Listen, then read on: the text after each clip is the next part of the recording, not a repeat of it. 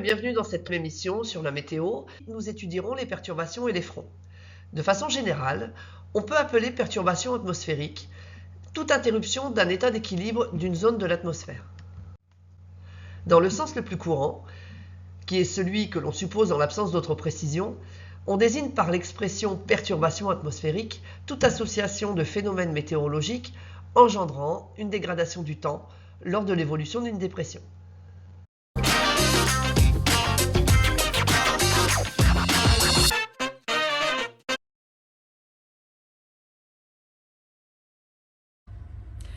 L'Europe est située entre le 30e parallèle nord et le 60e parallèle nord. Elle subit donc des vents d'ouest tempérés. Elle est soumise à des dépressions au nord et des anticyclones au sud. En effet, comme nous l'avons vu dans la dernière émission masse d'air et vent, le vent circule des zones de haute pression vers les basses pressions. Et à cause de la rotation de la Terre, la force de Coriolis dévie les vents vers la droite dans l'hémisphère nord. Pour rappel, on a un vent dominant d'est du pôle nord au 60e parallèle nord et on a un vent d'ouest du 60e parallèle nord au 30e parallèle nord. À nos latitudes, entre le 40e et le 50e parallèle nord, deux masses d'air coexistent, la masse d'air tropicale chaude et humide et la masse d'air polaire, froide et sèche. Il s'agit maintenant de comprendre ce qui va se passer lorsque deux masses d'air de température différentes vont se rencontrer.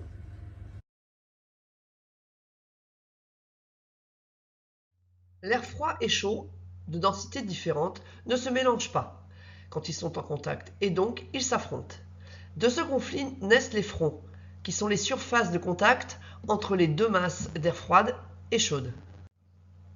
On constate également que les masses d'air chaud s'élèvent au-dessus des masses d'air froid par lesquelles elles sont soulevées. C'est ainsi que l'on assiste à la naissance de perturbations. Pour simuler ce qui se passe lorsque deux masses d'air de température différentes se rencontrent, on va faire une expérience et regarder ce qui se passe lorsque deux liquides colorés de température différentes sont mis en contact. Alors, on va mettre en contact de l'eau froide à gauche, colorée en bleu, et de l'eau chaude à droite, colorée en jaune. Et on va regarder ce qui se passe.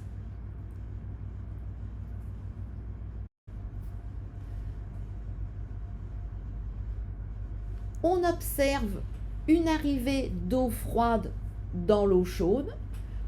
L'eau froide semble descendre comme si elle voulait passer en dessous de l'eau chaude. Parallèlement, dans le récipient de gauche, on observe une coloration jaune à la surface. Ainsi, l'eau chaude ne s'est pas mélangée avec l'eau froide, elle reste au-dessus de l'eau froide. Cette expérience prouve que l'eau chaude et l'eau froide ne se mélangent pas, tout comme l'huile et l'eau. Pourquoi ? C'est un problème de masse volumique ou encore de densité. L'eau froide est plus dense, donc plus lourde, et va se placer au fond du récipient. Par contre, l'eau chaude, moins dense et plus légère, passera ou restera au-dessus de l'eau froide, plus lourde ou plus dense. Eh bien, il se passe exactement la même chose entre une masse d'air froid plus lourde, plus dense, et une masse d'air chaud, moins dense, donc plus légère. C'est ce que l'on observe sur ce graphique. La masse d'air polaire, froide en bleu, et la masse d'air tropicale, chaude en rouge. Vous voyez que ces masses d'air ne se mélangent pas, si ce n'est à la frontière où on a un petit dégradé de couleur. Cette frontière s'appelle le front. Par ailleurs, on peut remarquer que ce front n'est pas régulier, il ne suit pas un parallèle du globe terrestre, mais il ondule. Par ailleurs, la position de ce front évolue en fonction des saisons. Au printemps et en automne, il se trouve en général aux latitudes moyennes, entre le 30e et le 60e parallèle.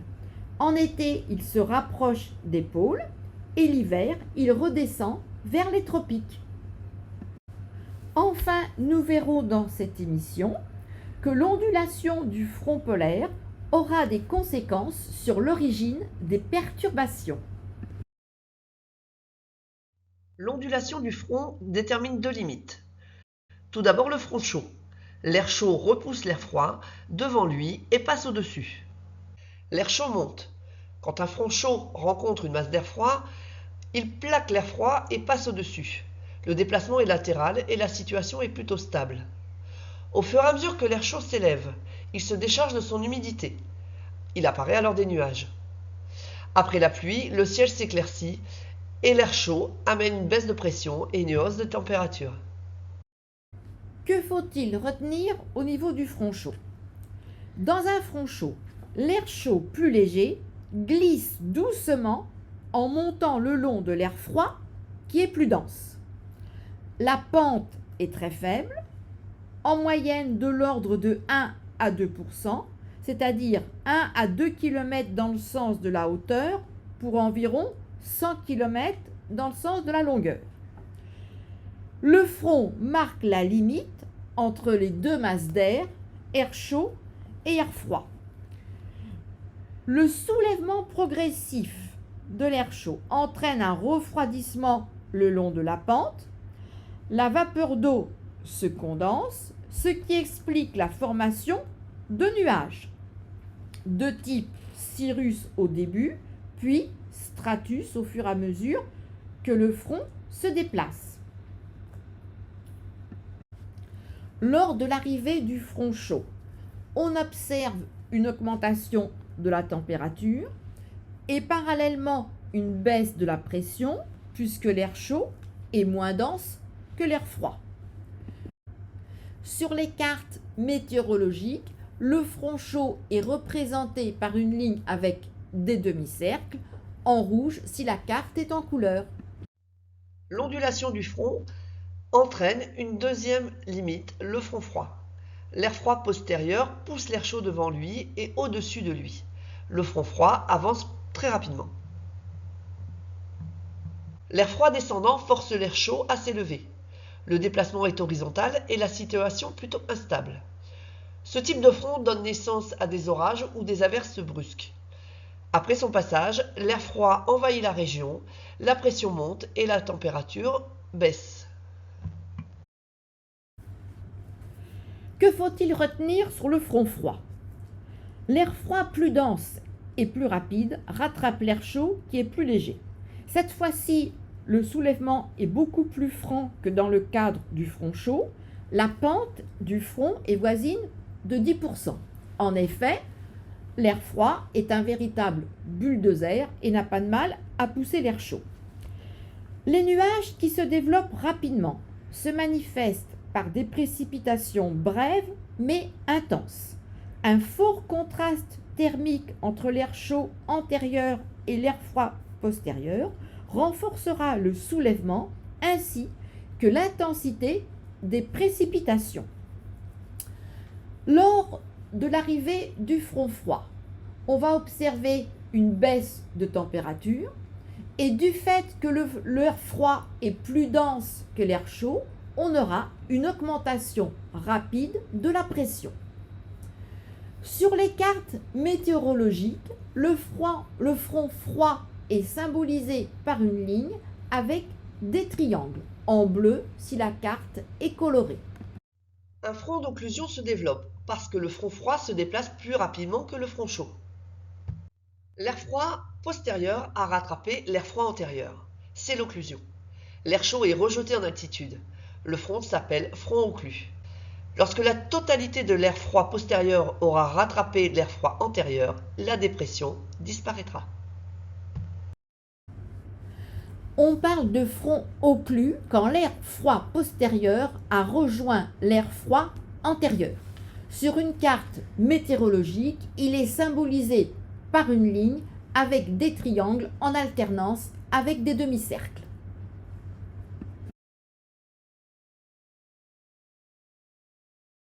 Sur cette carte météorologique, vous retrouvez la représentation des trois fronts, front chaud, front froid et front occlus.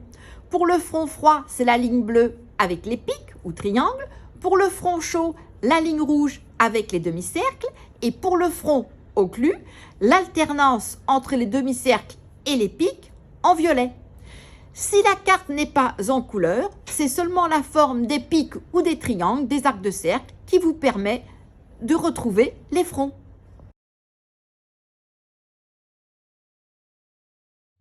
Nous allons voir maintenant les différentes étapes de la formation d'une perturbation.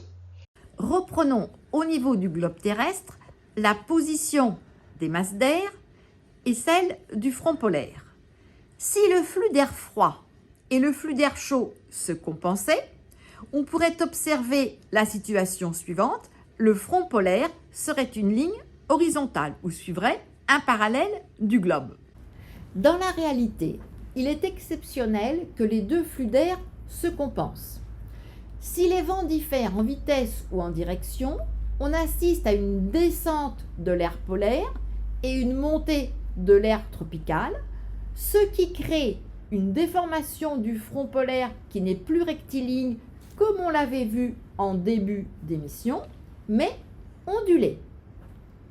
Vous pouvez voir que le point P, initialement situé dans la masse d'air polaire, se retrouve lorsque le front est déformé dans la masse d'air tropicale, air chaud, et que le point Q, initialement dans la masse d'air tropicale, se retrouve après la déformation du front dans la masse d'air froid. L'ondulation du front détermine deux limites. Tout d'abord le front chaud.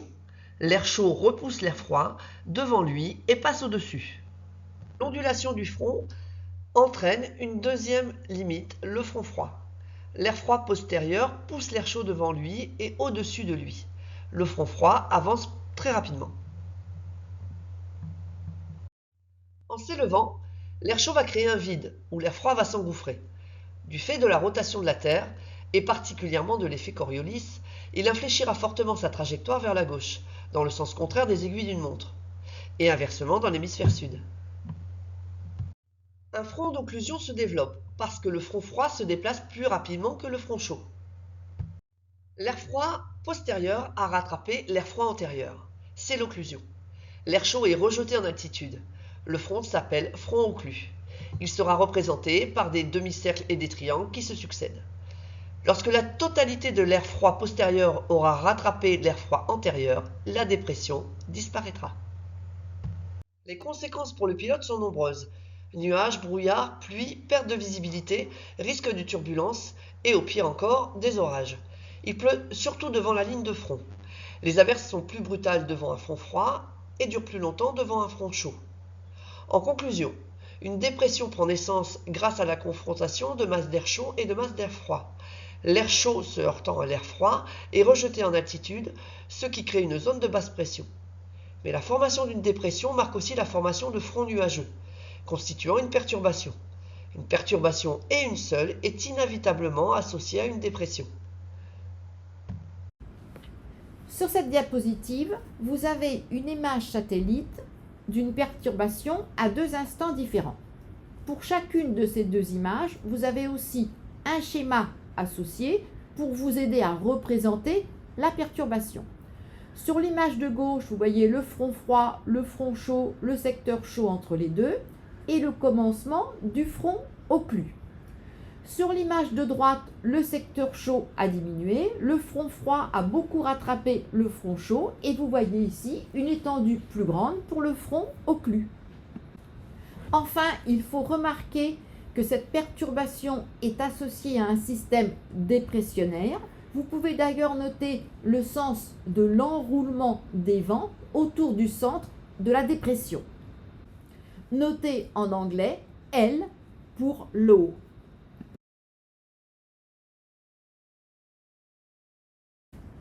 Je vous propose de résumer en images ce qu'il faut retenir à propos d'une perturbation. Une perturbation, c'est la rencontre entre un front froid et un front chaud.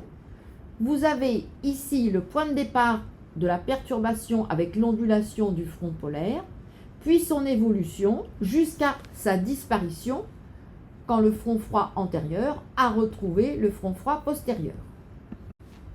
Sur cette diapositive, vous avez l'évolution d'une perturbation au cours du temps, vue de dessus à gauche, vue en coupe à droite, ainsi que les nuages associés à l'évolution de la perturbation.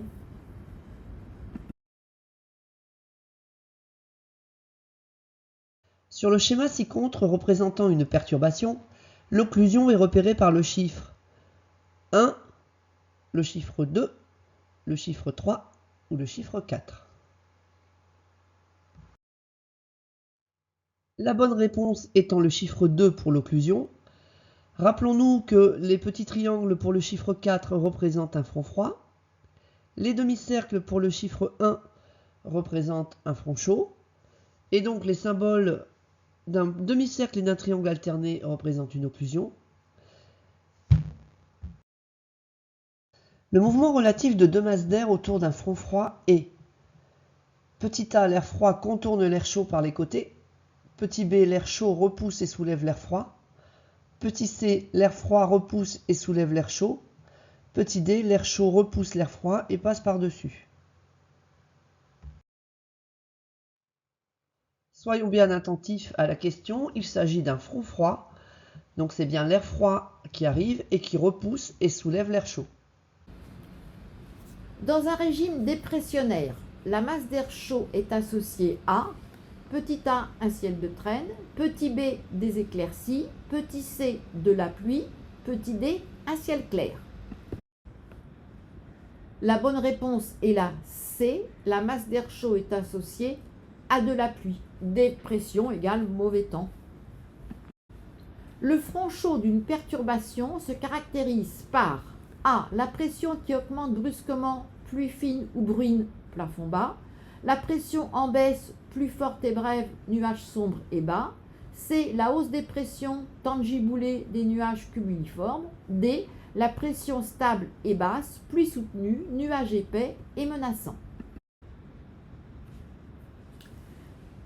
La bonne réponse est la D. Au niveau d'un front chaud, A. L'air chaud repousse l'air froid devant lui et passe au-dessus. B. L'air froid repousse l'air chaud devant lui et passe au-dessus.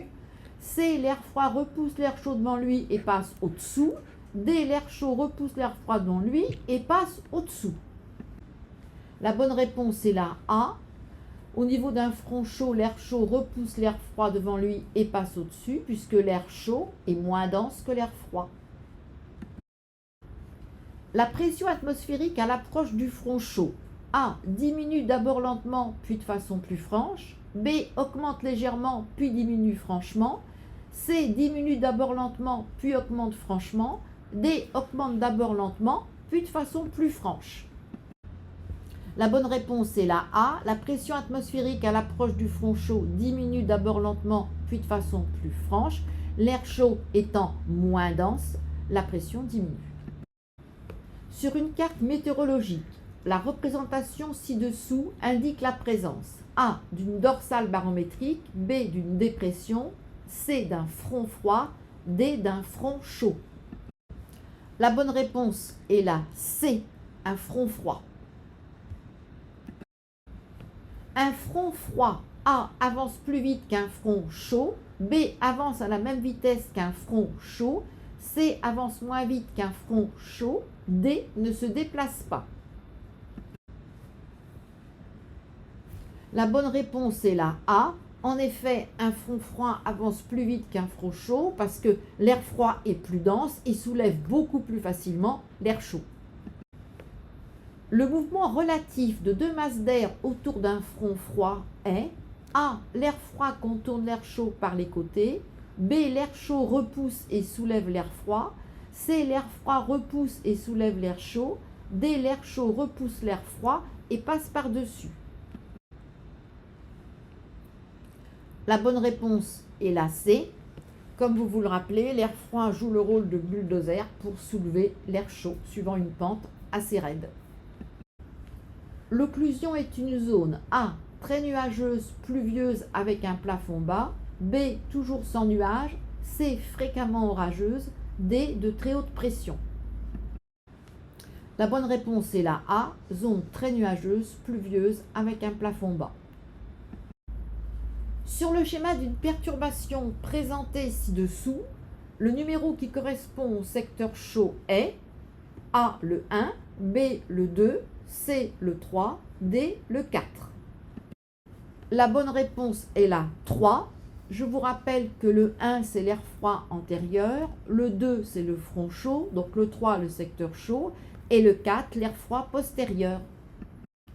On appelle traîne une zone A s'étendant à l'avant d'un front froid, B s'étendant à l'arrière d'un front froid, D de fortes perturbations, D de grand calme. La bonne réponse est la B. La traîne, c'est la zone s'étendant à l'arrière du front froid. Comme vous le voyez, la tête, c'est l'avant, le secteur chaud est au milieu et à l'arrière, on a la traîne. Et le corps correspond au centre de la dépression.